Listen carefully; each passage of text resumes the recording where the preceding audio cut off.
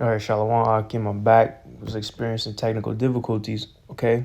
But now that Iran has attacked Israel, okay, we're hoping that the U.S.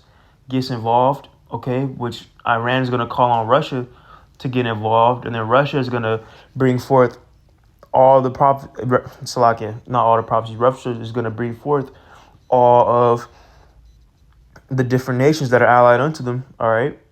And they're going to attack Israel and eventually attack Babylon as prophecy continues to unfold, man. That's what we're hoping for. This is Ezekiel 38:1, and the word of Yahweh Shai Shai came unto me, saying, and before I go into that, man, we have faith in that, man.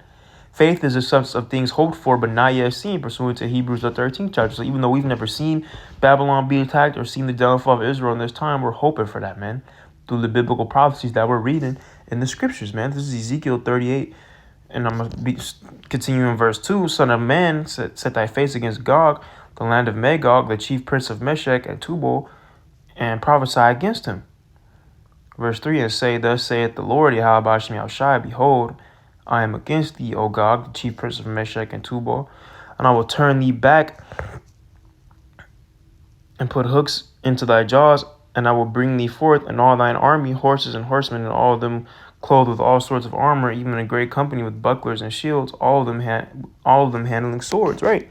This is going into Russia, okay, being turned back into that Soviet-like state, a Soviet warlike state of hatred and aggression towards America, and he's going to bring all of his allies and the Lord's going to bring all of Russia's allies and put them in that same spirit to rise up against Babylon and NATO, man. You see? Continuing on, verse 5, Persia, Ethiopia, and Libya, all of them with shield and helmet, right? Babylon was just over there in Libya and the African nations, Ethiopia and Libya, man. Them Hamitic nations, man. And Russia came over there and told them Babylonian soldiers, basically, get the F out, man. Get out of here. And they left. And when has Babylon ever turned down something like that, man? When has Babylon ever ducked smoke from anyone, man? Never. Okay, they were seen as the hammer of the earth, man, the bully, man. Okay, you know, Isaiah the 14th chapter. This is the one who made the nations tremble, man. These nations were afraid of Babylon, man. But yeah, now Russia is telling them get out of Africa, get out of here, man. You know, and they're just leaving willingly, man. Not even putting up a fight.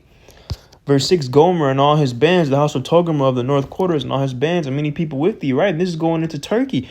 Gomer and Togarmah are where are places where modern day Turkey resides, man.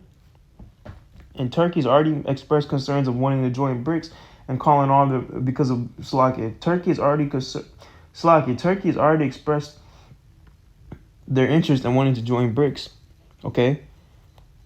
And wanting to leave NATO because they have called for all Muslim brotherhood to align themselves, to call for an alliance, all the Muslim brothers for an alliance to attack Israel, man. They want to attack Israel, okay? And want all the Muslim brothers to do it. And Iran finally attacked Israel, man, which is going to be a huge determining factor when Turkey separates, man, because they're going to join their Muslim brothers, okay, their Ishmaelite brothers and the Elamite brothers, and go attack Israel, man, which is going to make them an enemy of America, and they're going to ally themselves unto BRICS, man. They're going to join the BRICS nations and be allied unto Russia. Biblical prophecy, man. We just read it right here. Verse 7, be thou prepared, and prepare for thyself, thou and all thy company that are assembled unto thee, and be thou a guard unto them. Verse 8, after many days thou shalt be visited, in the latter years thou shalt come into the land that is brought back from the sword. Let's talk about Babylon the Great. America, we're hoping to see this prophecy come to pass very soon. And has gathered out of many people against the mountains of Israel, which have always been waste. Okay, they're also going to attack and destroy Israel as well. But it's brought forth out of the nations, and they shall dwell safely, all of them, right? And this is going to the Israelites, because the nation of Israel is eventually going to be able to dwell in the land of Israel safely and peacefully, man. We're going to enact Isaiah, the 2nd chapter, across the earth. Verse 9, thou shalt ascend and come like a storm. Thou shalt be like a cloud to cover the land, thou and all thy bands and many people with thee. And all thy bands are going into all the armies and people aligned unto Israel, man. And Slovakia, aligned unto Russia, man. Okay, all thy allies, man. All thy soldiers. Verse 10, thus saith the Lord, Yahweh Shai Shai, shall also come to pass that at the same time shall things come into thy mind, and thou shalt think an evil thought. right? And that's going into the Lord, man. The Lord is going to put this evil thought into the mind of Russia. Okay, verse 11, and thou shalt say, I will go to the land of unwalled villages. That's going into Babylon the Great. And I will go to them that are at rest, that dwell safely, going into Babylon the Great and Israel. All of them dwelling without walls, having neither bars nor gates, right? Because Israel is dwelling safely, man. They aren't really under threat like that. Like, yeah, they're getting bombed to hell and back by Iran, but they're not truly under threat. They're still dwelling safely enough, man. Russia's going to change that. Okay, and we're hoping to see that come to pass very soon, Lord willing. Verse 12, to take a spoil and to take a prey, to turn thine hand upon the desolate places that are now inhabited, and upon the people that are gathered out of the nations, which have gotten cattle and goods that dwell in the midst of the land, right? They're going to take a spoil and take a prey, Israel and America, man. They're going to spoil them. Take them for spoil, take their resources. Okay, they aren't going to be able to take the lands because the land of Israel is going to be given back to us, so-called Negroes, Latinos, Native Americans, Seminole Indians, West Indians, and Haitians, the Israelite foreigners scattered across the four winds of the earth. And they're going to be able to take Babylon the Great because this place is going to be made uninhabitable.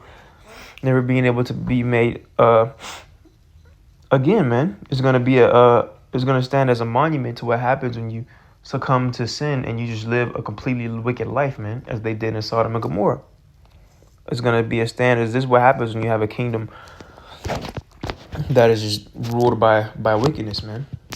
Okay, so we're hoping to see that prophecy come to pass too, man. This is Joel 3:2. I will also gather all nations. I will bring them down to the valley of Yahweh-Shaphat, and will plead with them there for my people and for my heritage Israel, whom they have scattered among the nations and part of my land, right? And we're hoping to see this come to pass very soon too, because when all the nations get involved, okay, all the prophecies come to pass leading up to World War III. Okay, one of the last remaining prophecies being the RFID C-HIP, the mark of the beast. Okay, this is what the Lord is going to do. He's going to gather all the nations into the valley of Yahweh-Shaphat. Okay, skip it down to verse 9. Proclaim ye this among the Gentiles, prepare war. Wake up the mighty men, that all the men of war draw near. Let them come up, and we're seeing this coming to pass right now. Verse 10, be your plowshares into swords, and your pruning hooks into spears. Let the weak say, I am strong. Verse 11, assemble yourselves and come, all ye heathen, and gather yourselves together round about, to the cause that mighty ones to come down, O Yahweh Bashem Yahushai. Right, all the nations are going to be drawn into this because of Israel and Iran, because now Iran has fully declared war on Israel, man, going into Jeremiah 49:20, the least of the flock being Amalek of the nation of Edom, drawing them out. And who's the them? All the different nations, man. You see how it all ties together? Verse 12, let the heathen be wakened and come up to the valley of Yahweh-Shaphat. For there will I sit to judge all the heathen round about. Right, there will the Yahweh Bashem Yahushai judge them, because they're in the valley of his judgment. You see? Yahweh's judgment. Okay, they're going to be gathered there to be judged, man. Verse 13, put ye in the sickle, for the harvest is ripe. Come get you down, for the press is full. The fats overflow, for their wickedness is great. Multitudes and multitudes in the valley of decision, for the day of Yahweh Bashem Yahushai is near in the valley of decision. So with that, I would like to give all praise, honor, and glory unto the Heavenly Father, Yahweh, Bahashim, Yahushai, Bahashim, Rakakwadash. Double honors unto the apostles and elders of Great Millstone, who taught us this truth and rule well. Until the next time I say, Shalom.